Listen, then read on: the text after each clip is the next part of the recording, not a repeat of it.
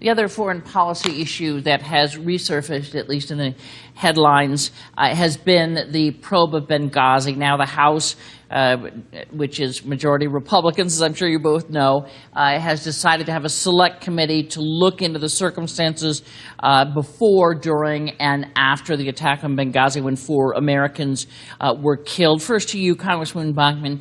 There seems to be some fear within the Republican Party, and you see some of it out loud and hear some of it privately, that there is a way you could push this too far and make it, and you, meaning Republicans, could push it too far and make it seem so political that it backfires. Well, I think when it comes to this issue of Benghazi, what happened was so appalling that people simply want to have answers. We don't take it lightly. Security threats are nothing to take lightly. In Benghazi, in Libya, when the events happened, this was a highly volatile time. There were over 4,000 threats that had come. And then when the event occurred, there was no military rescue that was ordered. There's questions about that. And the big question in many people's minds is, where did this false narrative come from to blame a video rather than the terrorist actions of Ansar al-Sharia, which were evident on the ground? So I think what this committee is doing is taking a very careful look and at a very deliberate pace to go through depositions of people on the ground to find out the truth of what happened. That's all people want, is the truth. Let me show you a USA Today poll asking folks what the most important issue is right now in their lives, what they want, politicians want to address.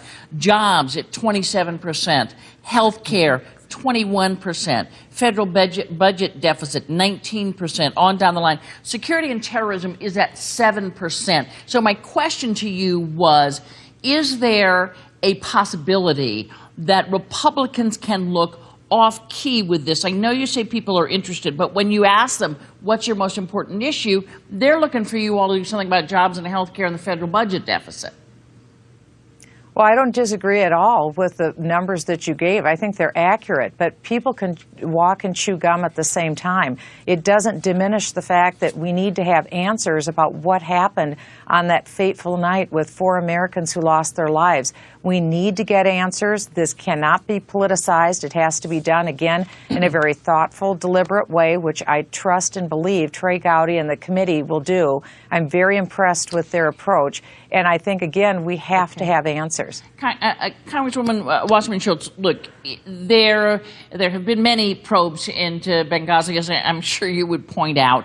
But how can Democrats not participate in this probe? Do you think that there are no more questions about Benghazi? Are you satisfied? Do you know why a U.S. ambassador was in a place where there had been so many warnings, seemingly sort of underguarded? I mean, do you feel like you understand why the administration said what it said after Benghazi? Are all the questions answered to you?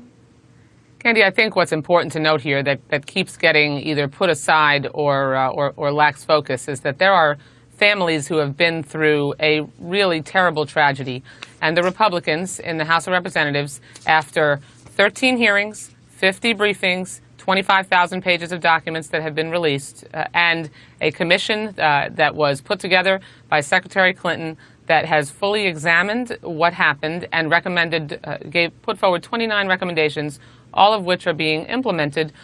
Those things have all occurred. This has been looked at so exhaustively that Buck McKeon, the chairman of the Armed Services Committee, just last week criticized Darrell Issa, the Republican chairman of the Government Oversight Committee, because the last witness, a brigadier general that he brought before the committee to yet again investigate Benghazi, brought nothing new forward. This is in the words of their Republican Armed Services chairman. So just a minute. So the bottom line here is that the Republicans have clearly lost the ability, because we've had such a precipitous drop among Republicans even in their fervor for repealing the Affordable Care Act. They are clearly doing this to drive their turnout and gin up their base. That is not true at all. Michelle, I didn't interrupt you. Excuse me. Michelle, I didn't interrupt you, so I'd appreciate if you not interrupt me. To the question first, and then Congresswoman Bachmann, I'll let you back in on this, but to the question, can you just not participate in this when there are so many things? I mean, you know, a new document came out. What precipitated this was a document that the committee didn't know about, came out this week, that certainly made it look as though the administration certainly was shaping the message in a way that turned out not to be true. So, you know, can you afford just to turn your back on this? Doesn't it then look like we don't want to know what went on?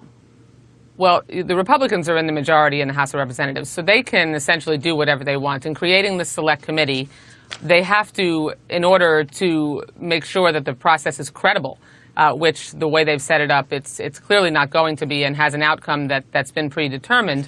They have to treat the minority fairly. That's absolutely right not now, true. Okay, let me let Well, no, it is true, and let me tell you why it's not fair. Okay, because I think it's important. We don't even have this the is a ability dialogue and not a monologue. to be assured that we're able to participate in the interviews of the witnesses. And the subpoenas. We don't have consultation no, power on the subpoenas. Understood. So if it's fair, then we'll participate. Candy, it's really clear that the Democrats have tried to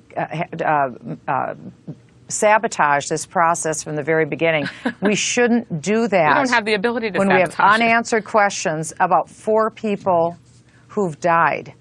We've got to get to the bottom of this. This is reality. We have to get to the bottom of this and not the bottom that we have politicize to get to. And is unfortunately, how, that's what's been happening with the Democrats. And to bring the perpetrators they have to been politicizing, and that's wrong. That's wrong to do about people who've died. Let me move the It two is of the you on because Republicans I've that have got one more politicized subject Benghazi I want to from beginning to end.